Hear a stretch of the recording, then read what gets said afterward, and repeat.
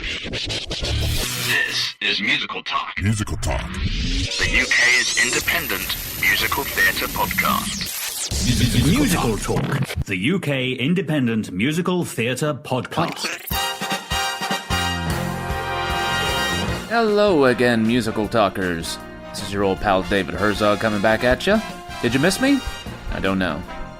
Did you miss my accent? Yes, of course you did. Today on the program, we have our friend Kirk Jameson back having a chat with us, and he's directing one of the latest productions at the Union Theatre, and it's Irving Berlin's masterpiece, Annie Get Your Gun. Now, Annie Get Your Gun is based on the real-life story of Annie Oakley, who originally hailed from Dark County, Ohio, not too far from where yours truly grew up. And it tells the story about how she entered into the real-life Wild West show run by none other than the famous Buffalo Bill himself. And it also tells of her romance with the famous sharpshooter Frank Butler.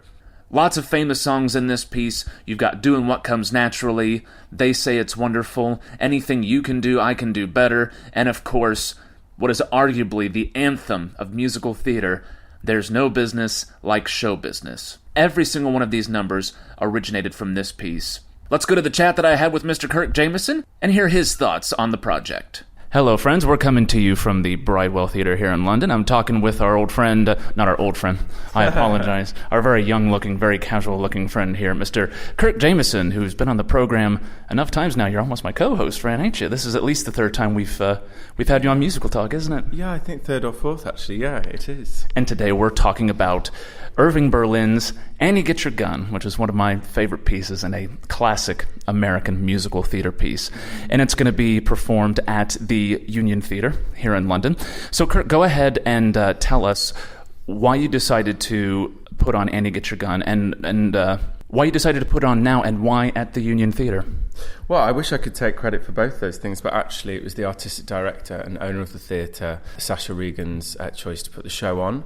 I think Sasha knows what side her bread's buttered on, and she knows that people like those kind of classic musicals and they want to see them in that space. She had such massive success with things like doing Pirates, the GNS things, right, and those huge scale kind of productions, but then reimagining them, putting a different slant on them and doing in this smaller space. So I think since the new venue has opened, I think it's been very much on her radar to do a big kind of full Broadway kind of style musical. Mm-hmm. And so, yeah, she fixed the rights, and once she'd secured them, approached me about directing it, which I was very flattered by and very, very excited about. And how are you adapting the piece to the new Union Theatre space? First of all, maybe for our listeners who haven't been to the new space, maybe get them a sort of idea of what they can expect with the new space, but then, like I said, how have you adapted Annie Get Your Gun to it? Well, first of all, I mean, the thing that was kind of really charming about the old space, I mean, it literally did kind of come out of nowhere. It really was just a room underneath the arches, in a viaduct, and it kind of developed this reputation, and it just built all this momentum, and it just became this really, really magical place. And I did quite a few shows in the old space, and it was absolutely wonderful. But it did have its downfalls, and it was a bit, leaky. If it was raining, the rain would come in and stuff like that. So when the opportunity arose for Sasha, to get this, they've actually been moved across the road to a new venue. It's the same street, but just across the road, and it's beautiful. It's sharp, it's clean, it still maintains its kind of shabby chicness, it's very, very much still a studio theatre, and, you do have to be inventive as a creative working there, and you have to be inventive and creative as an audience member as well. You have to use your imagination. But there's a real charm to it, and it kind of maintains a lot of the charm that was in the old venue as well. But it's less leaky, it's less wet, and the toilets are much better. I know that was kind of a laughing point, specifically towards the end, as you know. But it was all part of the charm. It was part of the charm, and I kind of miss it, and I don't mind saying.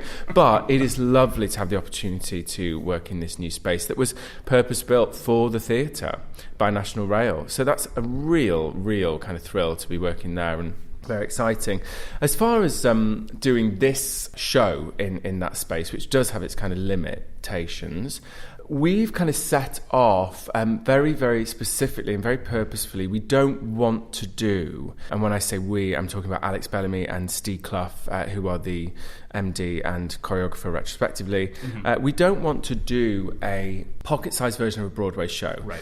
Annie Get Your Gun will always be that huge Broadway production. It will always be that. We're not going to redefine it. People aren't going to see this version and go, oh, let's always do it like that. It will always be that Broadway version. So what we're doing is our own take, and we're not trying to do a scaled down version. We're trying to do our own version, something very different. Now, when Annie Get Your Gun was originally written, it contained a few questionable themes, certainly on race and things like that. Absolutely. And when it was updated by Peter Stone, which was done for the Bernadette Peters revival on Broadway in the 90s, he kind of removed those kind of more risky elements of the show.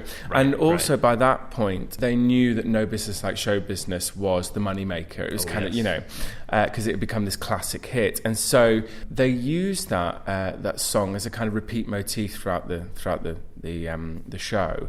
And again, they used the idea of it as well. So what Peter Stone did was he took Annie Get Your Gun and he decided to present it as a play within a play. So Buffalo Bill is presenting with his show. He's presenting the story of Annie Get Your Gun with his company. So it's a play within a play. Yeah. And we're latching onto that idea, and it's really, really useful for us in what we're going to do with the show. It's really useful to latch onto this idea of a play within a play. Mm-hmm. So we're very much, through the casting process, what we were adamant about was putting together this unlikely band of actors who will then tell the story of Annie Get Your Gun. So we want very kind of diverse mix of people. We want, an unlikely group who will be Buffalo Bill's travelling troupe. And then they will put on the show. So we're not trying to do this huge production or a pocket-sized version of a huge production. We're purposefully getting the actors to, be very, very much involved. So you'll see the mechanics of the show. You'll see how scene changes are done. Mm-hmm. And it will be this group of actors putting on the story. So we're not trying to do big. So you've already mentioned some of the creatives in the piece at the Union. Tell us who else is involved with the project. So Steve Clough is choreographing for us, and what's really nice about this actually is I've known Steve for a while. He was a friend of a friend a while back, and then he actually played Horton in a production of Seussical that I directed at the Arts with Celador, and that was about 4 years ago. And it was about then that he started to show interest in choreography, and we've kept in touch, and more we've been talking about the idea of working together. And then this project just came up, and we nearly worked together a few months ago. And then this project came up, and as soon as Sasha asked me to do it, I thought, I really think this is the one where Steve and I could get together, because Steve is a proper blokey Yorkshire lad, but he also has that kind of musical theatre capability to him as well, certainly within his body language and what his body does. And he's just got the perfect mix of kind of masculinity that Annie Get Your Gun needs, and that grounded kind of, earthiness within his body language, but mixed with that very kind of, no business like show business kind of edge as well. And I just thought, do you know what, this would be really, really right for him. And also, we're desperate for the opportunity to work together. So this was the fit. This was it. So the designer, Amy Watts, it's really nice actually, because she's kind of an up-and-coming designer. She's doing some really, really lovely work. Mm-hmm. She's designing a production of 9 to 5 that I'm directing at the moment for the London School of Musical Theatre. It's their graduating show. And she's just done this most beautiful job of the set and the design that we're doing here at the Bridewell at the moment. And I was so excited to work with her, and we've had a few chats about our ideas, and she's really excited about this idea, the concept that we're exploring for this production. So I'm really excited to work with them. And then strangely, Alex, the MD, Alex Bellamy, our paths have also crossed in teaching as well, and working at schools as well. So it's actually quite nice. I'm quite familiar with all the creatives, and of course, being back working with Sasha is just it's really lovely for me. It's like, home from home. I love the Union. I'm so fond of it. It's got a very, very special place in my heart. So I'm really happy to be back. And what's interesting about this piece, as a collaborative piece, as all musical theater is that Annie Get Your Gun is set, in my opinion, in one of the strangest places in the U.S. It's set in Darke County, Ohio, which isn't too far from where I grew up, actually. So it has its roots in East Coast America and not too south of the Appalachia that it's very southern, but it's certainly not too far west that it's western. It initially sets itself right in the heart of the Midwest, which most people don't associate with the Wild West, as Buffalo Bill would be bringing his show through there would dictate. So tell me a little bit about, because this is such a very specific style of piece, how did you go about researching it as a director, and then how did you go about piecing all these different historical elements together as a team? Well, if I'm perfectly frank, we're kind of at the beginning of that research phase. That's something that we're all kind of finding together. Mm-hmm. The thing that we're clinging on to most kind of importantly is that we don't want to recreate a version of the show that's already been done. Stylistically, Annie Get Your Gun is always kind of done in a very certain way. And what was really interesting about the auditions was that everyone came in doing the version, and I don't want to humiliate anyone, so I won't repeat I won't do any impressions, but everyone came in doing that version of Annie Get Your Gun. Right. And actually what I'm interested in doing is exploring other truths, and exploring, something a bit more real, and then exploring something a bit more stylized and heightened. We're kind of at the beginning of that research phase, really. We're discovering it all together. It's something I'm really, really excited about. But we shall see where it takes us. Is the sort of Wild West aspect of it, is that something from American culture that's particularly interested you before, or is that something that you've been introduced to by working on this show? Oh, absolutely. It's something I'm discovering as I'm working on the show. And the whole story, very, very much so. It's something that you're peripherally aware of. I saw the Jane Horrocks version of Annie Get Your Gun. A friend of mine was actually in it when it was at the Young Vic. Okay. And I know it's just done Sheffield as well with Anna Jane Casey. Mm-hmm. And a lovely Paul Foster directed it, who's just such a nice man and a great director. So I'm aware of the show, I've seen it, but it's, on a research level and being armed with all that information that you feel you need to be armed with to go into a rehearsal process. I'm still very, very much in the discovery process, but I'm very excited by it. I'm getting to know the music. I adore the music.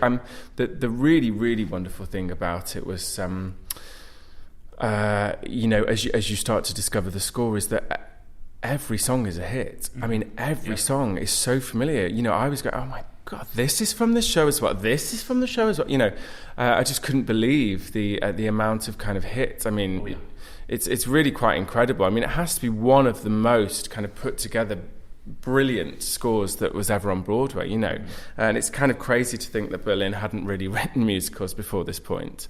That's right. He'd done the musical was pretty new at that point, wasn't it? Rodgers and Hammerstein were sort of developing themselves. Who produced the show? That's right. They absolutely did. But you're right. This was the first proper book musical venture that he had. That's right. Yeah, he was writing for films at the time, and he was also doing kind of like very popular. Pop songs, essentially pop songs of the day. I think songs like Always and, things like that were in I think they called it the hit parade at the time or whatever.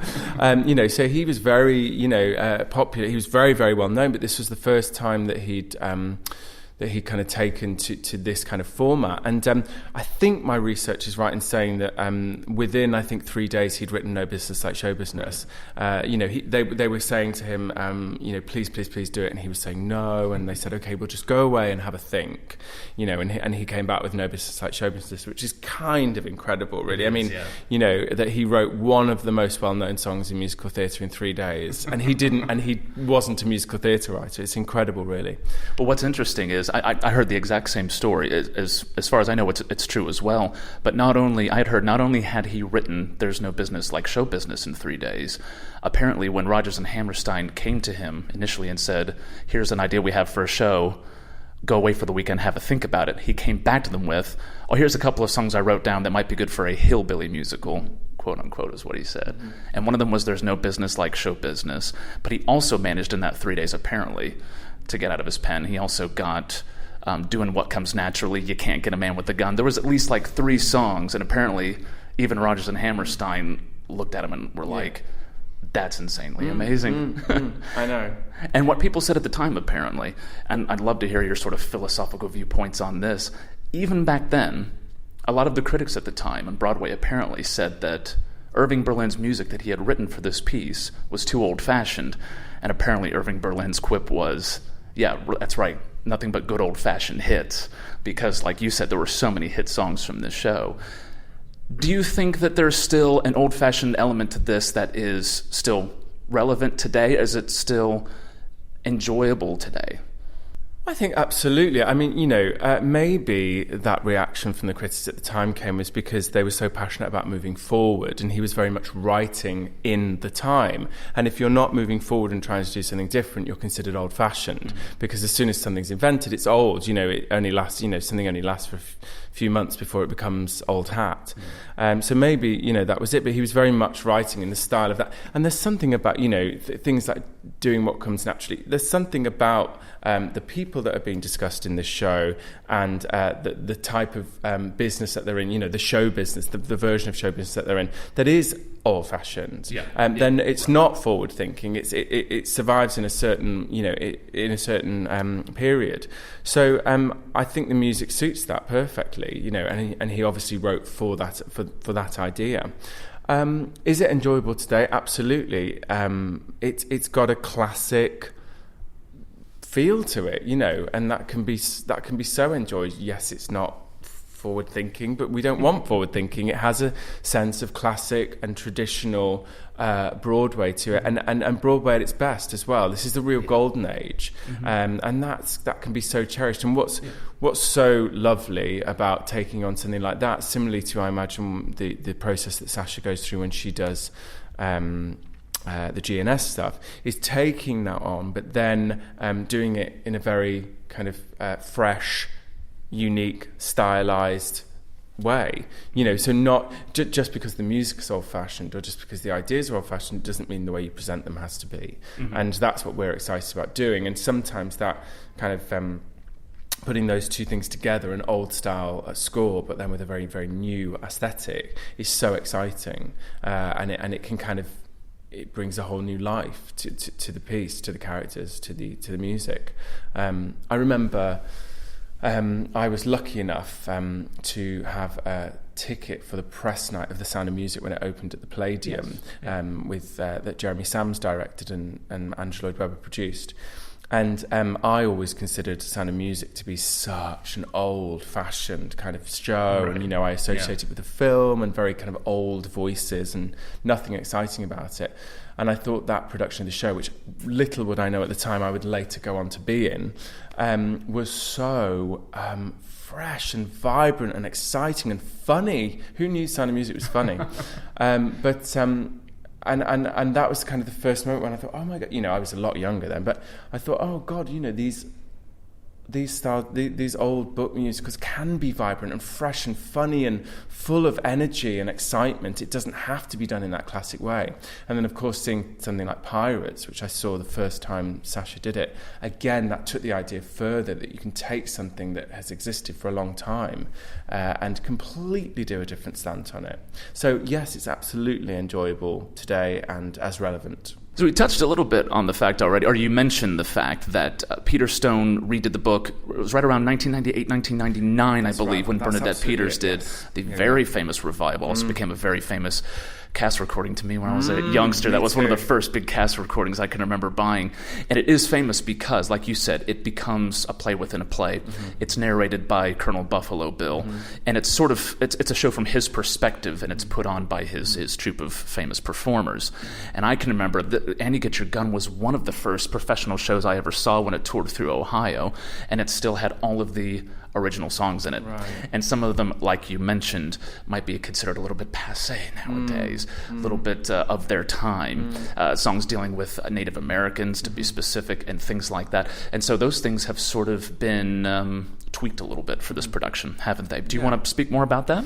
Absolutely. I mean, he rightly, it ostracizes people. We have moved on, and that kind of opinion and behaviour isn't acceptable or appropriate anymore, and it's certainly we've moved on, thank goodness.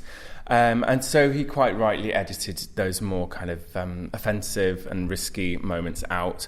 But what he did, which I think is absolutely the right decision, and who the hell am I to tell Peter Stone what to do? He doesn't need my kind of approval. But he left it, Dolly, very, very, very much. Dolly's, for those people who don't know, is this kind of Frank Butler's assistant and this kind of tired old showgirl. But she very much is a representative of what might have been considered the racist opinions of the time. Right. And he's left her kind of opinions, her racist point of views in purposefully.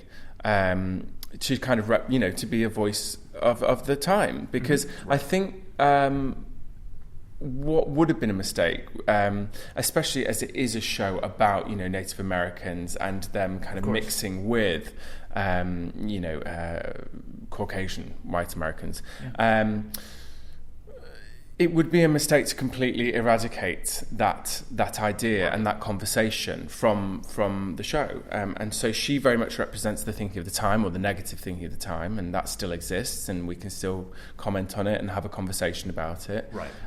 But he edited out the moments where it was done straight. So if there was, where the company was saying inappropriate things, but with no sense of irony.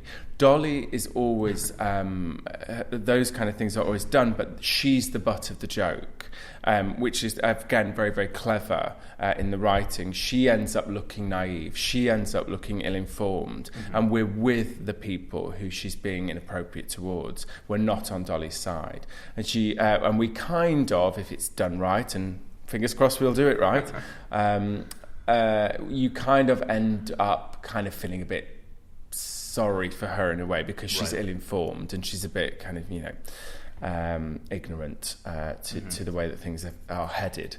But those they've been edited out, thank goodness, because funnily enough, when I got the first copy of the script through, it was the original Broadway script, and then obviously the next script I read was the updated version, and I read the original and I was sitting there thinking, I don't know how on earth we're going to do this. And then of course I read the updated version and I knew exactly how we were going to do this. Peter Stone had done all the work for me, and it's a much better version. And as I say, what's really nice is No Business Like Show Business becomes this beautiful kind of repeated kind of motif throughout the piece, and it kind of ties it all together, the idea of this company being in show business and telling the story of Annie Get Your Gun. It's a really, really nice version.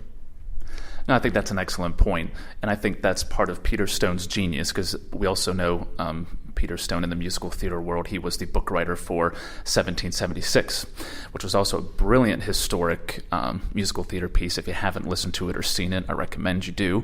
And one of the important things that he does in that is, like you were saying, he's not ignorant to the fact that at different points in our history, people felt and behaved and talked and thought differently than we do today. There's just no getting around that, is there? And I think Peter Stone's point was always, with anything that he writes, is to not ignore that and to say that never happened, but it's more to say, here's how we can learn from it today. Absolutely, and I think it would be... I'm Caucasian white, but so I'm not black, but I am gay. And if anyone tried to rewrite my history to say that persecution of gay people hasn't happened historically, I would be angry, because I think, well, hang on, actually that's not the case. If someone came out as gay at that time, it would have been frowned upon or whatever. And in the same way, as a black person or a person of any kind of different heritage, I would want that to be acknowledged. That's my own personal view. So I think, with something like Annie Get Your Gun, if it was completely removed from, the landscape of the piece, then it would be something that was missing. I think, as you rightly say, he was so right to keep it in, but it's done in a way where we can kind of not laugh at it, because it's not a laughable subject matter, but where we can kind of say, goodness me, isn't that old-fashioned? So it's done in a very, very clever way, and I'm really pleased that it remains there, because it's certainly something that, we found ourselves talking about in auditions. We've actually cast the show colourblind, so as purposefully as a comment, actually, as a commentary on that, and it's very much playing into the Peter Stone idea of this being a travelling company put together by Colonel Buffalo Bill, and in the company it might be that people aren't playing the right race, because that's just the acting company that he's assembled. And I think that further takes that takes the discussion a little bit further as well. When we went into casting the show, we've ended up with the cast that we've ended up with, but we went in casting colourblind and actually gender blind for a lot of the roles as well. Funnily enough, we've ended up, well, people will see what we've ended up with, but we absolutely had no preconceptions. We were just looking for a group of actors with no preconceptions on what they should look like, be it the colour of their skin or their gender. Right. And as I say, people will see what we've ended up with. But we've continued that discussion a little bit further in the casting as well. Sounds exciting, man. Excellent. So, Kirk, tell us how, where, when we can see the show. Tell us how to get tickets, all that fun, interesting stuff. So we open very soon, actually, scarily soon, 24th of May, and we play right through to the 17th of June. Obviously, we're at the Union Theatre. So tickets are available actually online. Okay. You can visit www.uniontheatre.biz, or you can call 0207 261 9876, and that's the box office there. We're playing for about a month, and as I say, open very soon, so fingers crossed it'll all come together before then. Alrighty, looking forward to it. Thanks for being on, Kirk. We appreciate it. Take care. Thank you so much. Thank you. It's nice to talk to you. Thanks again to Kirk, as always, for joining us on the program. Always great to talk to Kirk. And go and see Annie Get Your Gun at the Union Theatre. Don't forget you could find all the information about booking your tickets for Annie Get Your Gun at uniontheatre.biz. Thank you so much for joining us, as always, Musical Talkers. Please go ahead and follow us on Twitter at Musical Talk. You can also find us on Facebook and Instagram, and you can follow yours truly on Twitter at David Herzog06. Thank you so much for joining us, Musical Talkers. We'll see you at the theater. Bye-bye. This episode is copyright Musical Talk 2017. Ain't it beautiful?